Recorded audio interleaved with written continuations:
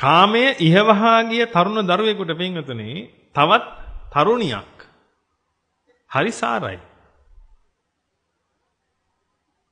ඒක නිසා තමයි දන ගහගෙන බඩ ගාගෙන ඕන එකක් කරන්න අනේ මාව අතාරින්න නම් එපා කියලා කියන්නේ.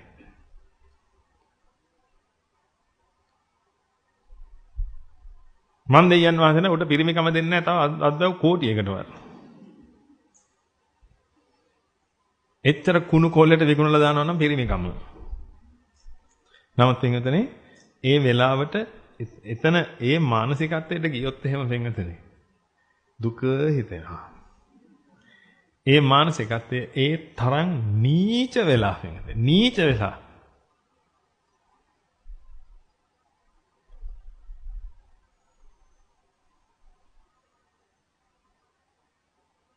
මේ තරුණ පුතාලා දුලට මේ කියන්නේ. දන්නේ වගේ අහන් ඉන්නේ. ඒ තරමට නීච නින්දිත වෙනවා මානසිකත්වයේ පින්වතුනි ඔය පීඩාවට ගියාට පස්සේ. මේ හැමෝටම ඔය අත්දැකීම ඇති අඩු වැඩි වශයෙන්. එහෙම ආපු පීඩාවල්. අනේ මට එයා ඕනේ. අන්න එහෙම ආපු පීඩාව. ඒ වෙලාවට පින්වතුනි අම්මා තාත්තා කොච්චර කිව්වත් පුතේ ඌගෙන් වැඩක් නැහැ. ඌ වැඩක් නැහැ. ඌ මේ කුඩු ගහන එකෙක් නැත්තම් ඌ අරහව එකෙක් මෙහෙ එකෙක්. ඔය මොනවා කිව්වත් වැඩක් නැහැ. හේතුව මොකද්ද පින්වතුනි? අර හිතේ මොකක්ද තේනවද? ලොකු පෙලීමක් තියෙන නිසා පින්වතුනි ඒ රූපය හරි සාරයි. ඔබ කියන්න හදනවා රූපේ සාර වෙච්ච කෙනෙකුට කියන්න හදනවා නෑ ඒක ජරාවක් කියලා. ඒක අසාරයි කියලා කියා ගන්න ඔබට තේරෙන්නේ නැහැ.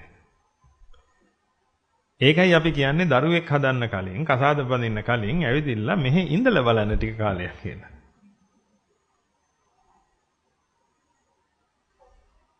එතකොට දරුවෙක් මෙහෙන් බැරි වෙලා හරි ගියොත් ඊට පස්සේ පුළුවන් දරුවෙක් හදාගෙන ඒ දරුවට ක්‍රමානුකූලව කරලා දෙන්න. හිතට දරුවගේ පීඩාවක් ඇවිල්ලා තියෙන්නේ පින්වතුනි ඒක නිසා ඔබ මොනව කළත් ඔය දරුවගේ හිතින් ඕක අයින් කරන්න බෑ. ඒ වෙලාවේ පුදුම සාරයක් තියෙන්නේ. ඒ සාරය පින්වතුනි දරුවට ඒක වැටහෙනවා. ඔබට ඒක දැන් ඔබගේ ප්‍රශ්නේ නම් ඔබට ඒක වැටහෙනවා පින්වතුනි මේක සාරමයි කියලා. අපි කිව්වොත් එහෙනම් කොහේද සාර? සාර නැතුව මට ඒක සතුට දෙනවා.